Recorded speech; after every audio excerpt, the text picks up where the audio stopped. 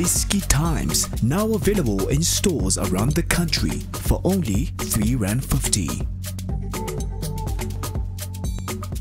It is KTV powered by World Sports Betting. Mamelodi Sundowns 2, Al Hilal 0. In the CAF Champions League first group match for both teams. Utukutuku Makanya here with us as usual by popular demand, as is going to dissect the game for us with us. Unfortunately, no South African TV was hosting the game. We were fortunate enough to bring you the game on our Facebook channel, and you would have heard the conversations behind the scenes as well. And the match was also on YouTube as well. Were you impressed with the football that was dished out today? Because Tina, we were really frustrated with the lack of competition provided by Al Hilal. How did you see the game?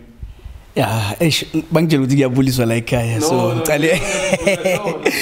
right. It's a personal choice. It's a personal choice, okay. So I'll quickly dissect the game and go straight to the game.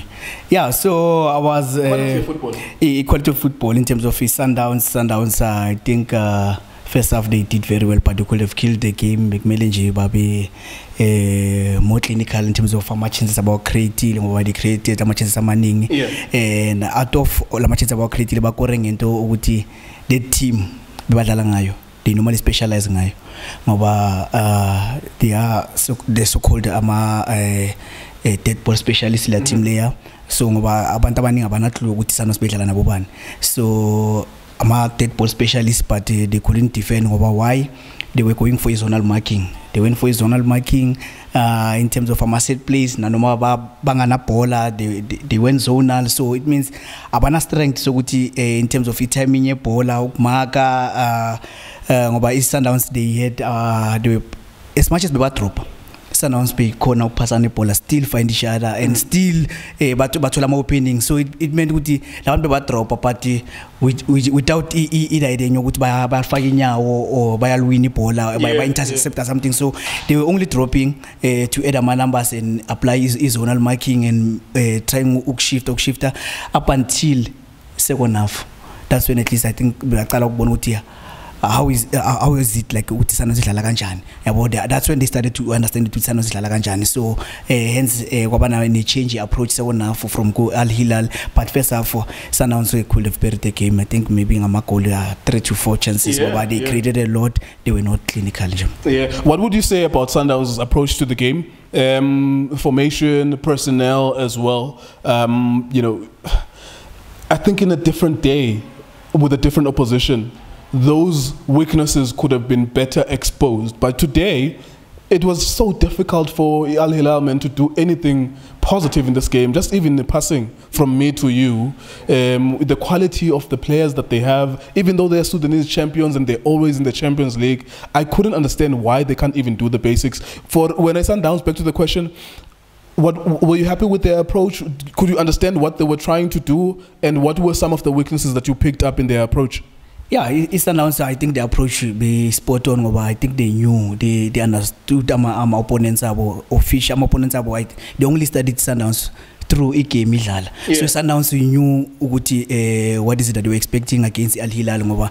They knew what abantu abazo fear about drop. So hence Sundowns they deployed defenders unless they utilize some players are more in terms of technique, mobile. So I think Maboe ended up Melakavi space as a right back. So meaning Maboe they played with more Mama defender I2 Ulibosa no Nascimento, only 2 defenders. So they deployed more midfielders, so knowing they were going to have a possession. So it meant they needed to have numbers whenever they're in possession. So tactically spot on, they should have killed the game. I think first half, man. Yeah. What is your take on, because of course it's an ongoing conversation, and when we watch more games, we do realize this is why Sundowns sometimes concede. I'll take you back to even Stellenbosch, where Mendieta on the right back, there was a cover, but it was easily dismissed, you know, and then they scored a goal from that, and then it took them to extra time. You know, there's so many other games as well where you can pinpoint wing backs, they give you something positive, but you give up the defensive certainty because you're using them. What is your take on that, and how do you think they should be remedying that? Do you see Umvala and Ukotsie mostly covering those spaces, how would you approach it? Yeah, I think it has to change in terms of approach, especially more petty bowler. We've spoke about it. You can't be having both wing backs going at the same time simultaneously. It's a competitive side a football. Yeah. So I'd love to see maybe a one wing back Mayhamba, a one Isal. Then you have one midfielder a corner with Hamba your cover also space. If you are having two midfielders going simultaneously, then it becomes a problem. And you can have a midfielders with Hamba space. It means they'll be opening footy immediately, which is something sure. So Sundowns, I think they need to improve the situation. They need to have maybe one a wing back going, the other one staying, so that it will be easier with Bamfalele space. They are deploying a system immediately Batalanga two so-called holding midfielders who can be able with Bamfalele which is Shwama wing backs.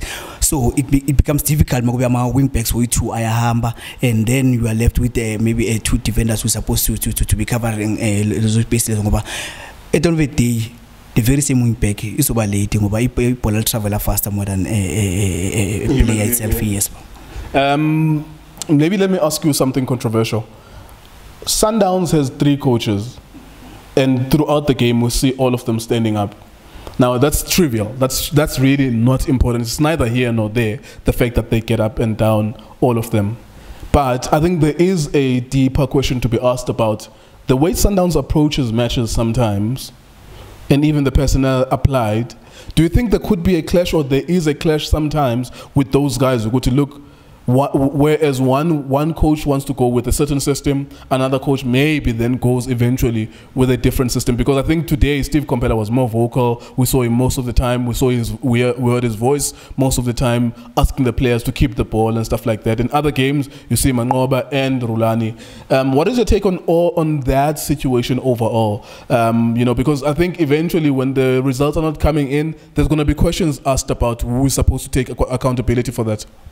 Yeah, I think it's a tough one because of the end of the day, if you've got 3 coaches who they can just stand on their own, become a head coach somewhere, then it's difficult. I think if ever there's no understanding in terms of his style of play, maybe approach a game, I'm playing personnel who are we fielding. So those are some of the things that can happen, especially in football, whereby a coach in a certain preference in terms of playing personnel, and the other one is got a preference. So it becomes a clash now in terms of why and then approach a game na corner. It means from a training session you need to have one approach let's understand and this is what we want to achieve.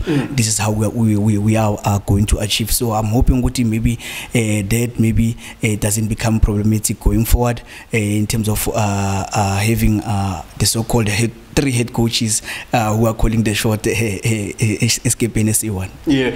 Last one then on Al Hilal. You are a football man and you follow these teams. Al Hilal, by all accounts, we know they are always going to be up there in the CAF Champions League, whether it's group stages or even knockout stages. Were you surprised today? It's like maybe they got an MTC or a reserve team. Were you surprised with the way, how poor they were today? No, I was not surprised of. I've been in a situation with Nyojala against Al Hilal while I was still playing in the Paris, so I knew what to expect. And the approach is robust. As a team, they don't have too many foreigners in their team as compared to before. In the previous years, they used to have more foreigners in their team to help and it capable to be strong. So, but now they are relying more on players as a Sudan. So, which makes it difficult to have equality right. It means much most of my players they are based in Sudan, and which is something ukuthi mawubheka Sudanese, they are not that strong when it comes to football. Hence approach yabo, I was expecting ukuthi bazoba more dangerous kuma set plays ngoba they've been scoring ngama set plays. They were said ukuthi ba dangerous, but mangibabona ba apply more zonal marking, and even though height is on their side, but they didn't use it to the advantage. We advantage also, but we never know with maybe mabaya ekaya. It can be something different in terms of maybe aggression. Over mawubheka ne second half approach ya change. They went a bit higher. They went a bit higher. They started putting more pressure kuma players Sundowns. So meaning manje bebangasaba allow ukuthi babe naleso sikhathi ebholweni. So maybe mabasekhaya approach is over different. All right, so there you go. That was the first match of the group stages. There's like 5 more matches for Sundowns and Al Hilal as well.